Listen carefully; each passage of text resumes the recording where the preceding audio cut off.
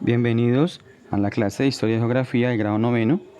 Quien les habla, el mediador Carlos Andrés Rodríguez, y en el de hoy vamos a trabajar un tema muy importante que tiene que ver con el mundo después de la Guerra Fría, los hechos más importantes o relevantes ocurridos tras haber concluido,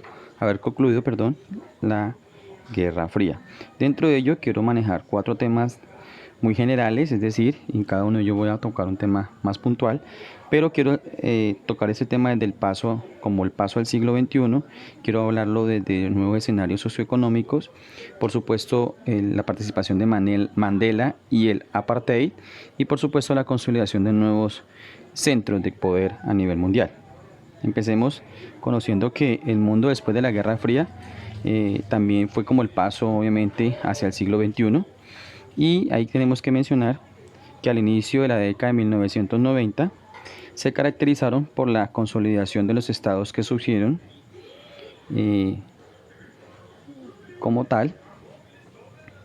tras la descolonización de los territorios de África y Asia y la disolución de la Unión de Repúblicas Sociales Soviéticas.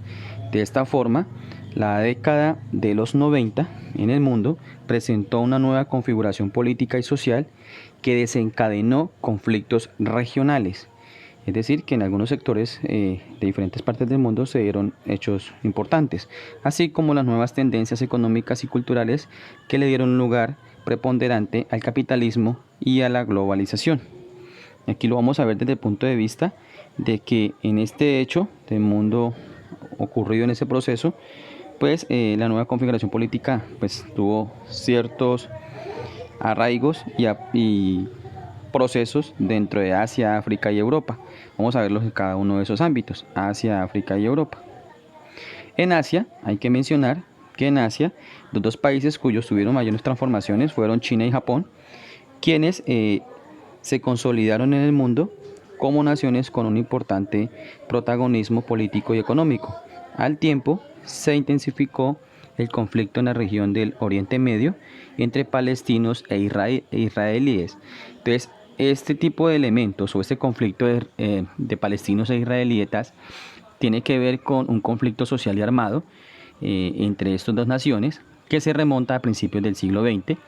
y en respuesta al creciente antisemitismo, es decir, la religión que profesaban, contra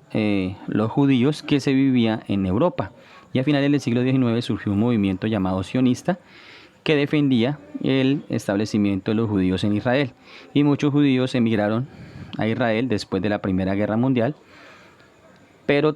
al término de la Segunda Guerra Mundial y como consecuencia de la conmoción causada por ese holocausto, esa guerra, pues se aprobó la participación de lo que había sido el mandato británico en Palestina, en dos, en que se aprobó en la parte judía y en la parte árabe, en la cual constaba con que el Estado judío supondría un 55% del territorio del mandato, incluido el desierto de Negev, y su población estaría formada por 500.000 judíos y 400.000 árabes palestinos. A eso para hacer énfasis en lo sucedido con el conflicto entre Palestina e israelita, entre Palestina e Israel. Y entre 1991 se desató el conflicto en el Golfo Pérsico. En el año 91, cuando se desató el conflicto en el Golfo Pérsico, tuvo bastante importancia y recordemos que la guerra del Golfo Pérsico se llevó a cabo entre el 2 de agosto de 1990 hasta el 28 de febrero del 91 y fue un conflicto bélico librado por las fuerzas de coalición autorizadas por las Naciones Unidas,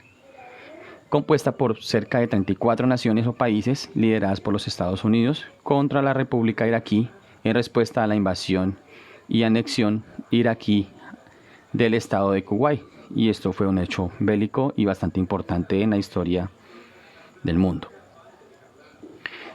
Asimismo, después de haberse dado la guerra del Golfo Pérsico y en el año de 1993 se firmaron los primeros acuerdos de paz para resolver el conflicto entre israelíes y palestinos. Continuando con la temática, vamos a ver el proceso adelantado en África. Y en África tenemos que mencionar que tras el proceso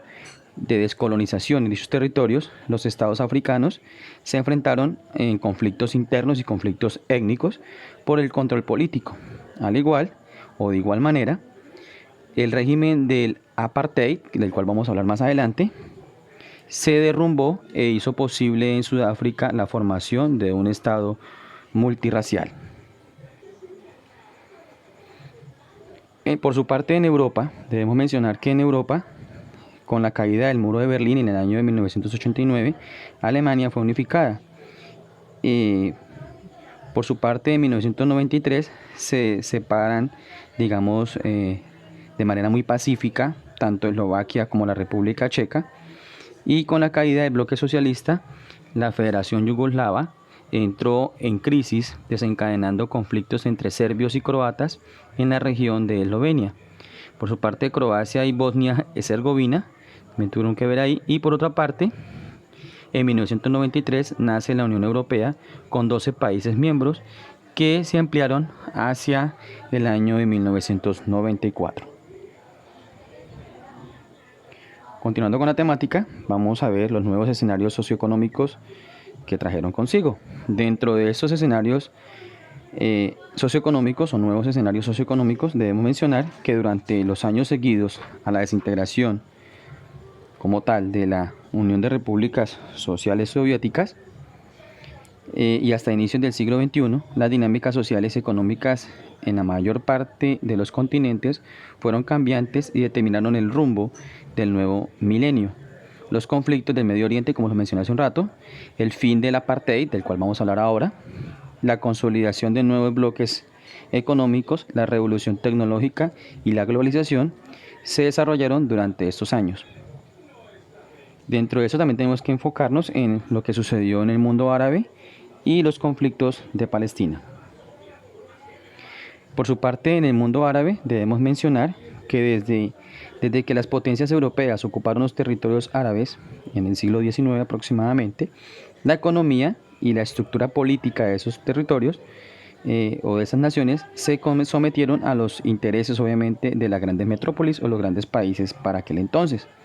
Pero con el proceso de descolonización se constituyeron una serie de países nuevos compuestos mayoritariamente por poblaciones árabes musulmanas con diferentes vertientes, algunas más ortodoxas, y cuando hablamos de ortodoxa estamos hablando de ese tipo de conceptos o digamos religiosas, de iglesias ortodoxas, que son fielmente o que siguen fielmente los principios de una doctrina y que de cierta manera cumplen unas normas o prácticas tradicionales generalizadas y aceptadas por la mayoría como las más adecuadas en determinado ámbito o en determinado territorio geográfico. Y entonces dentro de esta parte ortodoxa cabe resaltar que pues aparece anticristiana, antijudías y otras tantas relacionadas con este proceso. Ahí debemos mencionar también que hay que mencionar que esas vertientes más ortodoxas, anticristianas, antijudías y partidarias de establecer estados teocráticos y otras menos radicales dentro de este proceso del mundo árabe. Por otra parte, vamos a ver el mundo o el conflicto de Palestina. Y el conflicto de Palestina tiene que ver mucho con que al finalizar la Segunda Guerra Mundial, el mundo conoció el alcance del holocausto nazi, es decir, esa cantidad de procesos en contra de las condiciones humanas por parte de los nazis contra el pueblo judío, que cobró la vida de cerca de más de 10 millones de personas. Y en este contexto, algunos sectores judíos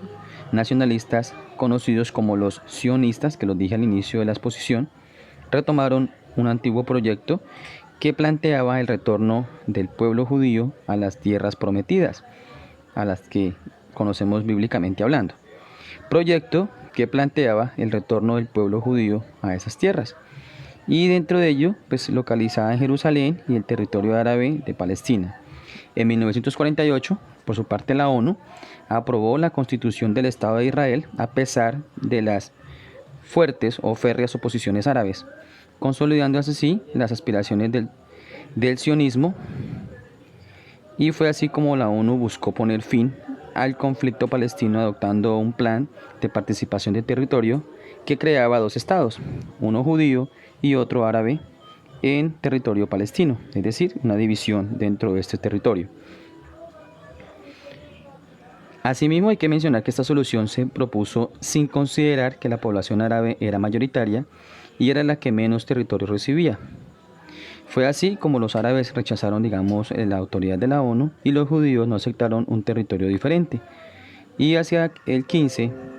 de mayo de 1948, los judíos declararon oficialmente la existencia de su Estado ante el rechazo árabe y por eso se desataron esa cantidad de conflictos. De esta forma se iniciaron una serie de guerras entre las dos poblaciones, seguidas de esporádicas treguas con las cuales Israel fue ampliando militarmente el territorio originalmente asignado por la ONU y expulsando a la población palestina y escalando en el conflicto a muchos niveles. Entonces hay que mencionar también y tenemos que resaltar que actualmente Israel ha desconocido las diferentes resoluciones de la ONU orientadas a proteger la población civil palestina y a establecer un estado de ese origen con el argumento de defender las agresiones militares palestinas. Y este conflicto hay que mencionar que ha durado más de 70 años, o 60 años, perdón, con un innumerable saldo de víctimas y centenares de miles de desplazados y refugiados a lo largo de este hecho lamentable. Continuando con la temática, vamos a mencionar lo que fue Mandela y el apartheid, del cual les estaba mencionando que les voy a hablar ahorita. Y tenemos que mencionar que Mandela y toda la participación del apartheid, y tenemos que mencionar que durante la segunda mitad del siglo XX, la región de Sudáfrica fue blanco de una política de segregación racial conocida como el apartheid. Es decir, que el apartheid era una política de segregación racial, es decir, de marcado rechazo a las personas con diferentes condiciones. Y entre una población blanca que era minoritaria y el resto de grupos étnicos que habían en ese territorio, como resultado de predominio político que tuvo el Partido Nacional, controlado por los boeres, que eran colonos blancos, así se le conocían como boeres, y esta política empezó a implementarse paulatinamente a partir del año 1948 y se sustentó en una serie de prohibiciones que incluían los matrimonios o relaciones sexuales interraciales que no se mezclaran, digamos, las etnias. La separación de diferentes grupos raciales en medio de transportes, lugares públicos como hospitales y escuelas, es decir, una marcada separación de la sociedad. Y en 1950 se designaron lugares de residencia que concentraban a los grupos poblacionales de forma diferenciada, es decir, que fue muy marcado, y de esta manera, pues, hacia finales de la década de los 50, las zonas de residencia estaban totalmente delimitadas y allí los grupos más marginales pertenecían a la población negra. Entonces hay que mencionar que dentro de esto sucedió. También vamos a ver un enfoque como tal de la comunidad internacional frente al apartheid. ¿Qué hizo la comunidad internacional frente a este hecho? Por su parte, pues la comunidad internacional rechazó, obviamente, durante la aplicación del apartheid, la mayor parte de la comunidad internacional rechazó esta práctica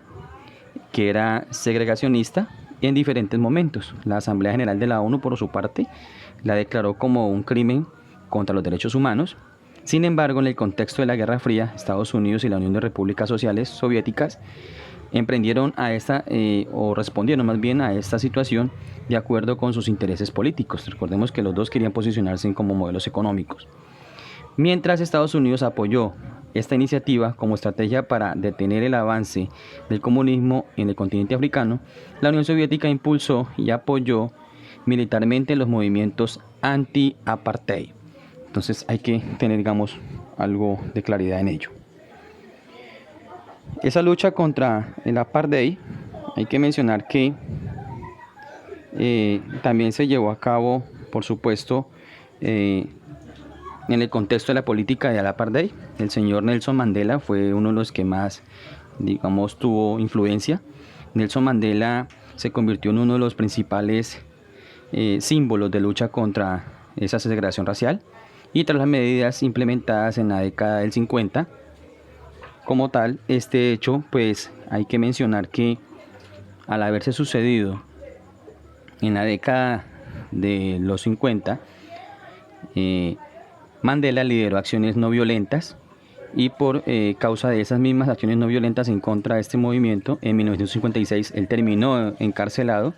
y recuperó su libertad hacia el año 1961. Y en 1964 fue condenado nuevamente, pero a cadena perpetua, en la prisión de Robben Island, donde permaneció 17 años en prisión. El cautiverio de Nelson Mandela, su cautiverio duró 27 años y tras la muerte en 1989 del dirigente de Sudáfrica, el señor Pieter Willem Botha, el gobierno que lo sucedió abrió las puertas para terminar la política de apartheid y así como la liberación de Nelson Mandela, que posteriormente pues vamos a hablar un poquitico de lo que hizo Mandela por su nación. El gobierno de Mandela, hay que mencionar que el gobierno de Mandela, con la liberación de Mandela obviamente y su mensaje de no rencor, Sudáfrica inició un proceso muy bonito de transición a la democracia y en el año 1994 Mandela fue elegido presidente en unas elecciones libres y se convirtió en el primer mandatario negro en Sudáfrica. Durante su gobierno, que fue entre el año 1994 y 1999, se adelantó una política de transición entre el gobierno autoritario y racista a una democracia multirracial, es decir, teniendo en cuenta la participación de toda la población. De esta forma, pues se sentaron las bases políticas y económicas de una nueva nación, las cuales permitían la participación de todos los grupos raciales y la adopción de un modelo de apertura de mercado y privatización. Sin embargo, esto fue insuficiente para hacer frente a los problemas de desempleo e inseguridad que atravesó el país luego de varias décadas de regímenes del apartheid o apartheid. Finalmente, en el año 1999, Nelson Mandela dejó el poder pero pues continuó en la vida pública adelantando diferentes acciones humanitarias hasta que su estado de salud pues se deterioró al punto de que culminó con su muerte en el año de 2013, que perdimos al gran Nelson Mandela. Continuando con la exposición, vamos a ver la consolidación de los centros de poder. Estos centros de poder hay que mencionar que se dieron y este hecho hay que mencionarlo también, que esa consolidación de esos centros de poderes fue un periodo entre la última década del siglo XX y las primeras décadas del XXI, conocida como la era de la globalización capitalista, siendo una expansión del capitalismo hacia diferentes países que ocupaban o que eran del antiguo bloque comunista, por medio de empresas multinacionales amasando fortuna y enorme poder político dentro de esos sectores. Dentro de ellos vamos a mencionar 5 de ellos, que fueron bastante relevantes, como lo fue Estados Unidos, la Unión Europea, China, Japón y Rusia. Iniciemos con Estados Unidos. Estados Unidos, hay que mencionar que el crecimiento del consumo en Estados Unidos representaba a finales del siglo XX casi la mitad de su equivalente al del resto de la población del mundo. Es decir, que el consumismo en Estados Unidos era bastante grande. Y la economía estadounidense se caracterizaba por la estabilidad de los precios, las bajas tasas de desempleo y de intereses que estimulaban la inversión. Las grandes multinacionales, con sede en los Estados Unidos de Norteamérica, iniciaron la cotización de sus acciones en la Bolsa de Valores de Nueva York, garantizando así una inversión segura, a pesar de los estragos producidos por diferentes crisis económicas y burbujas especulativas. En el año 2012 tenemos que mencionar que los Estados Unidos de Norteamérica era el país con el Producto Interno Bruto más grande del mundo, con 15.000 billones de dólares. En la actualidad es el mayor importador y es el que más consumo mundial registra por habitante. Por ello, es la nación que mueve y dinamiza la economía orbital. Y hay que mencionar también, como un punto extra, que en los últimos años está siendo rápidamente alcanzada por la República China en varios aspectos macroeconómicos. Seguimos con la Unión Europea. La Unión Europea, por su parte, desde la obviamente primera mitad del siglo XX, el ideal de consolidar, o siempre fue un ideal de llegar a catapultar a los países europeos en el escenario de una política de colaboración, y ha sido pues obviamente una constante en el continente. Durante la segunda mitad del siglo pues se lograron concretar varios acuerdos que finalmente llevaron a la creación, por ejemplo, en el año 1992, de la Unión Europea, por medio de tratados de Maastricht, que fue un tratado que permitió crear dicha institución. Asimismo, la Unión Europea reúne bajo una sola moneda, el euro, que es el que ya hemos hablado del euro, la economía de 28 países de Europa, liderados por Alemania y Francia. Además, promueve la cooperación continental mediante acuerdos en los ámbitos sociales, culturales, políticos y económicos. A pesar de ello, las grandes desigualdades entre sus miembros no han permitido un funcionamiento, digamos, óptimo de la economía y de la moneda única, todo lo cual ha tratado o ha dado origen a diferentes crisis internas dentro de la Unión Europea. Con China, hay que mencionar que en China, es otro país bastante importante, que China, sin cambiar su modelo político comunista, la República Popular China implementó varias reformas económicas que en 20 años le han permitido posicionarse como la segunda mayor economía mundial a través de sus exportaciones al mundo. Y pasó de ser un país rural a mediados del siglo XX y hoy en día es el mayor comprador de materias primas y vendedor industrial del mundo, gracias a los bajos costos de producción y a la liberalización de la economía socialista desde el año 1978. China ingresó a la Organización Mundial del Comercio en el año 2001 y constituyó un paso importante para alcanzar el objetivo de convertirse en la mayor economía mundial. Sin embargo, al ser el país con mayor población del mundo, presenta un crecimiento desigual, debido a que existen regiones donde todavía se ven o se evidencian condiciones precarias de trabajo, sobre todo del campesinado. Por su parte, Japón, que es otro país asiático, ese país asiático buscó ganar autonomía y específicamente sobre la base de la innovación tecnológica e industrial de cada una de sus empresas, y se basó en la cooperación entre las empresas y el Estado a través del MITI. El MITI es el Ministerio de Comercio Internacional e Industrial, además de disfrutar de estabilidad política debido al predominio del PLD, que es el Partido Liberal Democrático. Hoy en día es la tercera economía nacional o economía del mundo,